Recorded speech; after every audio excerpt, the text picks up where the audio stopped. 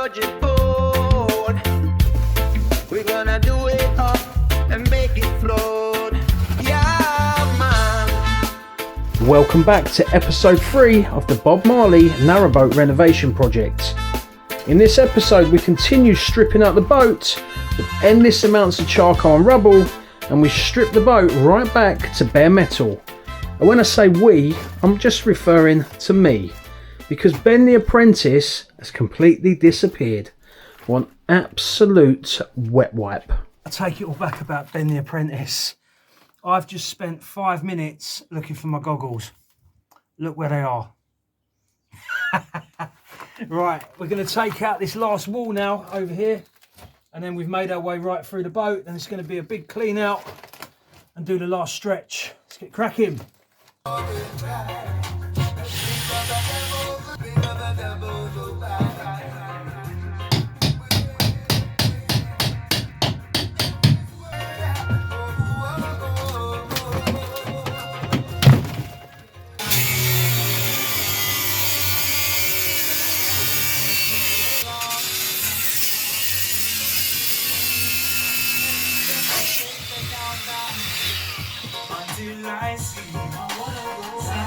Now the next job on the agenda is removing these radiators.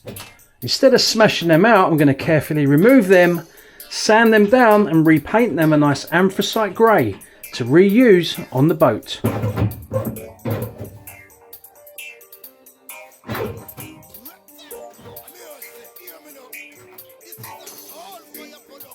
Right, a little observation. As I'm working through the boat removing the timbers from above me, I'm noticing they've got these little welded clips holding the timbers in place, like these.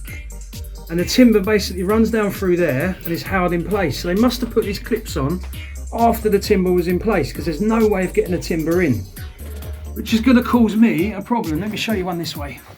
So there's the timber in place, and these clips come down and across, hold it in place. So that means we're going to need to cut these off.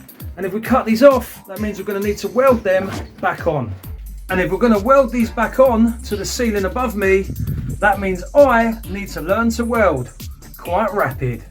We've arrived home tonight and all the welding stuff has arrived from, we got this on Temu. It's a Hitbox MiG 250. It was only £140. And apparently it's capable of doing TIG welding, MIG welding, stick welding. It sleeps with you, it does all sorts. It comes with a grounding clamp, one of those, which you need for welding to ground up your metal. Comes with a, what's that, stick welding attachment, I believe. And it comes with this MIG gun as well. And it can do this flux core gasless welding as well. So we picked up some of this cable in Lidl, actually, the supermarket, food supermarket. And this stuff can load into the side of this Hitbox just in there. Now, whilst we was in Lidl, they had these plasma cutters right here, £110. So we picked up this plasma cutter, and that comes with one of these little doodahs for cutting metal. So you can go and cut a nice line in the metal. We picked up a few other bits as well. We got some of these clamps, because every welder needs a clamp.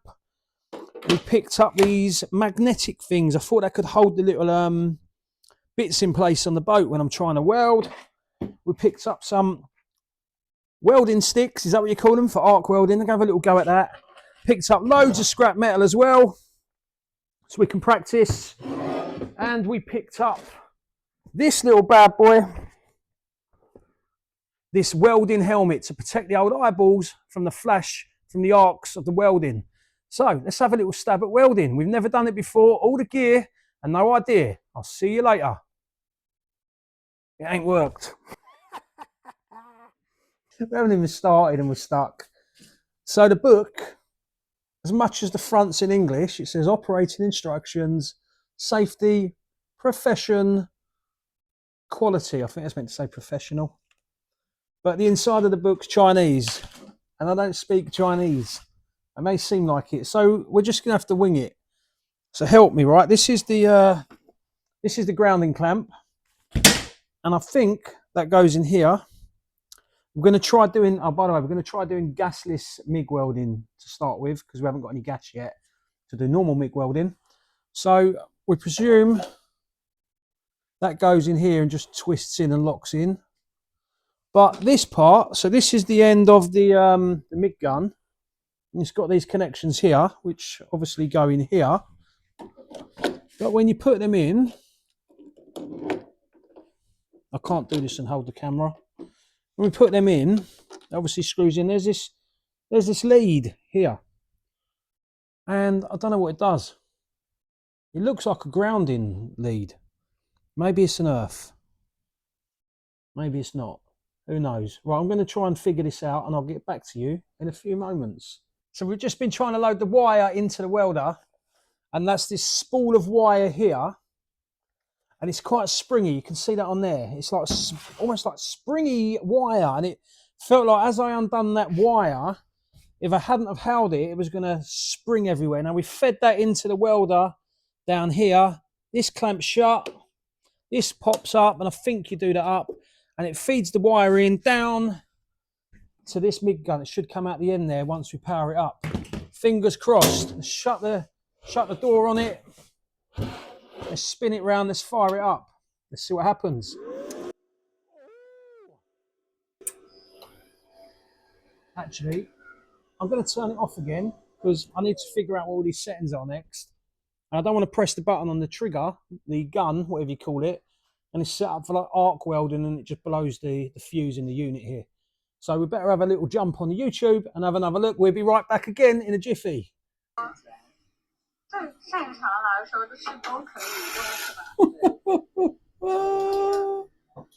This MIG welding stuff's painful. Right, I've managed to take the shield off the end of this MIG gun.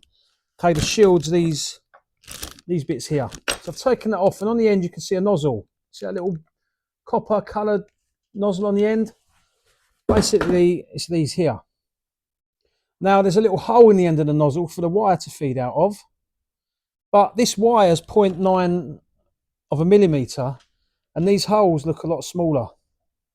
So I don't know what to do really. I don't think I've got a nozzle big enough. I'm going to try it, see if it fits through. Give me strength. It's been a nightmare. So that wire that was hanging off this plug actually had to plug in over here on one of the outputs. Now all the reading I'm doing, it says for flux core gasless welding, you make the plate live and the MIG wire negative, but the wire won't reach up there to swap the polarity around. So we're sticking to how it is at the moment. I'm going to do a little weld and show you it, show you how bad I am, and you can judge for yourselves at the end.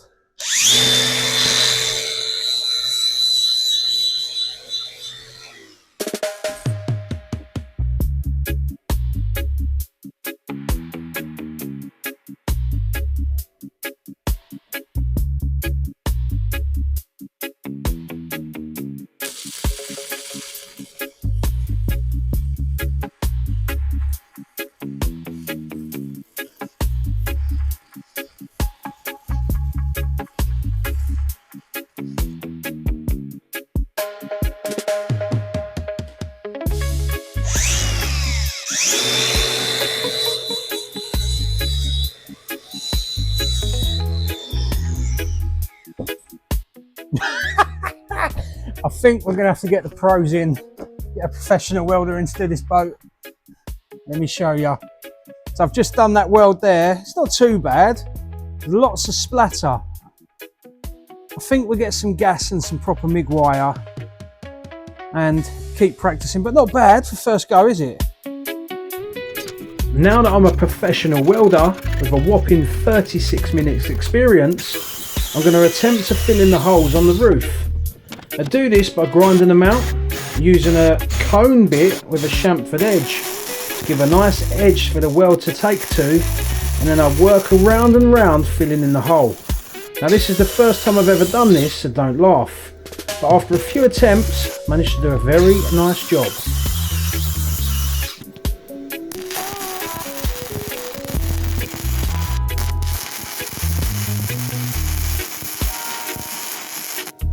And I must just add, with the polarity of the welder the opposite way around, there's absolutely no splatter whatsoever. I seriously underestimated the strip out on this boat. It's been absolute graft. We've stripped out some of the flooring down this end and all of the woodwork and all the battening that was around the top. We're now moving on to this end, start stripping out this end. We've removed the log burner, which is now sat over here. Now the log burner looks like it's manufactured by Bubble. Is that a good make? Let me know in the comments below. Now on the back of the log burner, it's got a 22mm inlet and a 22mm outlet, or inlet and outlet, we don't know which way around. And they were connected or plumbed up to a small 12-volt pump that was located down here on this copper pipe. And that pump circulated water through the log burner, through the 2 radiators that are on the wall down here for the bedrooms, through the engine and back round. So that allowed you to heat the water via the log burner or via the engine, and the small pump circulated the water. Now the small pump was actually in good condition, there's nothing wrong with it. So we've temporarily connected that up over here. It's just down there on this hose pipe. There's some batteries under here. And we're using it at the moment to pump out the water in this bilge, as you can see right here. Now it's not the best pump and it's quite slow, but it's better than nothing. So that should get the levels down. We leave that running all day. Now the next job is to strip out this plywood, strip out the rest of the timber, remove the flooring, and then we can crack on with jet washing and priming the boat. I've just made a schoolboy error. I've just removed this cylinder, this here, from the wall behind me, and I decided to cut through the copper pipe feeding it. This is where the water pump is, and underneath here is a water tank, and look what's happened. The tank is full of water. So I'm going to jump off the boat as quick as I can, run and get some grips and try and crimp this 15mm copper pipe to stop the water coming out. Right, after that minor glitch, it was all planned, honest, we've done a temporary repair down here by sliding over some hose pipe onto the 15mm fitting coming out the tank. So if we drop this down, you'll see where the water line is in the tank. So if we keep going, so the tank is full to there. If we go just above, it should stop. So that means our water level is here in the tank. So we need to pump out all of that tank. So we're going to use that as a temporary fix for now, come back with a pump and pump that out. Now what I've noticed as well since I've been in this area, every day I've been jumping in and out those doors, looking at that tank, wondering how they get the tank underneath with these angle lines going across the boat, because that will prevent it from sliding out of that space. And what I've noticed is the last angle line on the boat is this one here, and they've left this void here to allow the tank out. This is actually timber, so that will come out, and that will allow me to bring the tank out and paint all underneath the front of the boat and treat this tank, paint the tank, and hopefully bring it back to new.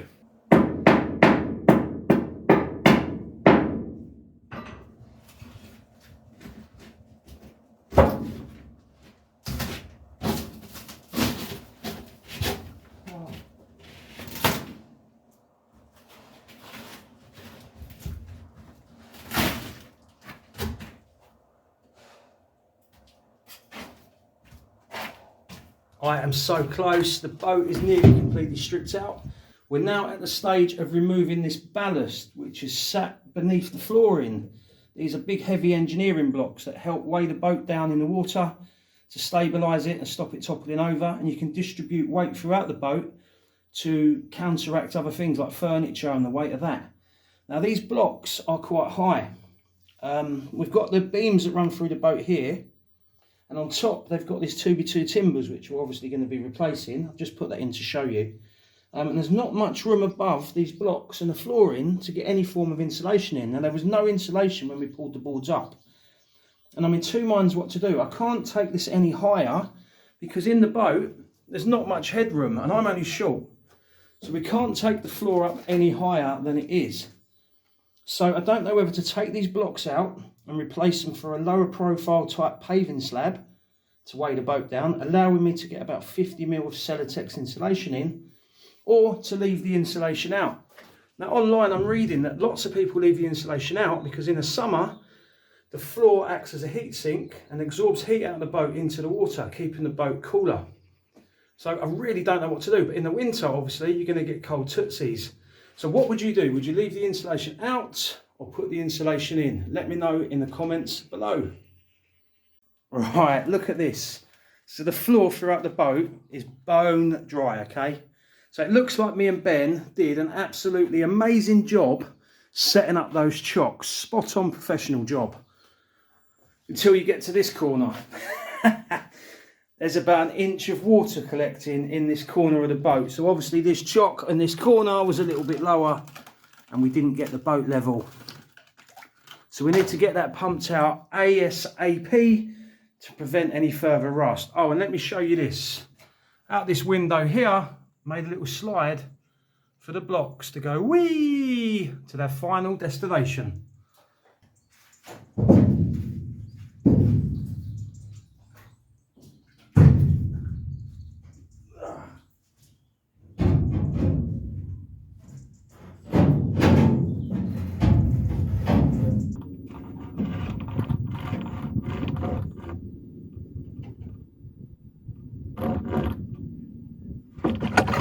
As I'm lifting out these engineering blocks, the ballast, I'm noticing that there's no gap between the ballast and the bottom of the boat, and the blocks are trapping water and causing this layer of rust. So I think when we install the blocks back into the boat, I'm probably going to 3D print some little spacers that sit on the corner of the blocks, just to lift them up to give a little air gap, or I don't know, put some little, I don't know, furniture spacers in or something like that, just to allow air to flow between the blocks and the bottom of the boat to stop it trapping water. What do you reckon? Good idea? That's the ballast completely removed from the boat.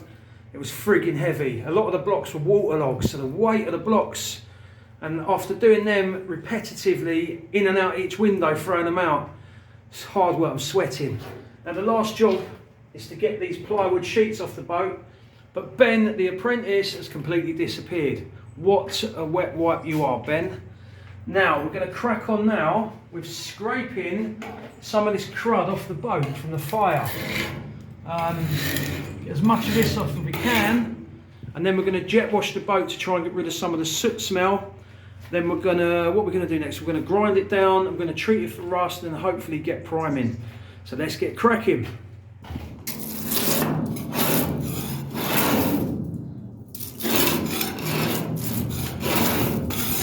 2 hours to get down half of the boat, and it's starting to all make sense. I was talking to a guy down here the other day who owns another boat he's working on, and he said, I've been working on my boat for 6 years.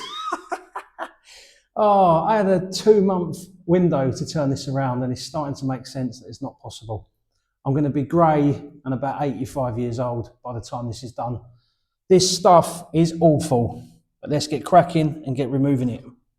My arms are killing after scraping out all that aluminium, but the job's done now. It's ready for grinding now, stripping back, treating for rust, and then priming. Now we've had some at the site in news today. The Metalwork has arrived for the side of this boat, so we're going to be cutting this out eventually down here and across here. This is where the fire brigade cut it. I don't know why they've cut it like that. Maybe we should get them in to cut the boat, because look how neat the cut is. They've done an amazing job. So we're going to be cutting out these little spot welds, these little tacks, taking out the side of the boat, putting a new sheet of metal on and cutting a new window in. One slight problem, we can't weld. We have to get the big boys in for that, and that will be later on in the episode. To connect your call. Please try again later. It has not been possible to connect your call. Anybody seen Ben? Now the next big job is to take out this water tank, which is sat below this bulkhead here. And it's proving tricky. It's sat on some wood at the bottom, and as you can see inside there, look at the state of that. So it has to come out to be treated. Now I tried sliding it out and it didn't seem to be moving, and what I discovered was the fill point is right there. This was under a load of rubble a few months ago, and for the life of me, I can't get this to open. It turns, but it won't budge. I'm not sure what's happened. And below the tank, below that fill point, we've got this welded in pipe, and it's welded on both sides. So I think, to make things easy, I'm just going to cut a big square out of here, cut it away, and then slide the tank out. We can weld a plate over this. There's going to be decking on this outside area anyway. It's going to be boxed in, so you're never going to see that. And I'm going to put a new fill point in on the side of the boat here somewhere. So that is the next big job. Right, plan B. What I've done, I've cut around it into the weld as tight as I can, cut a little shape around it, and then below, using this crowbar-y thing, I've jacked it up and put some wood under, raising the tank up higher, which has lifted this out now. Now I can cut into the edge of this, cut this fill point off, and then drop it down and slide the tank out.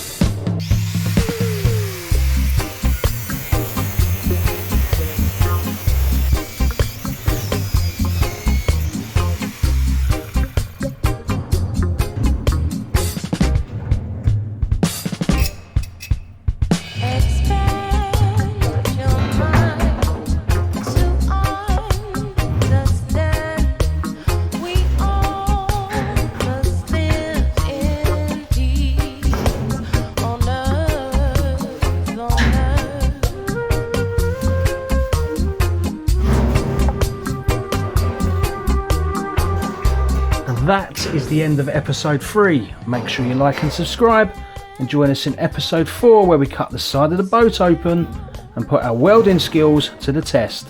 Thanks for watching. Be back soon for the boat, mate. Just enjoying myself at the minute. I stand by you.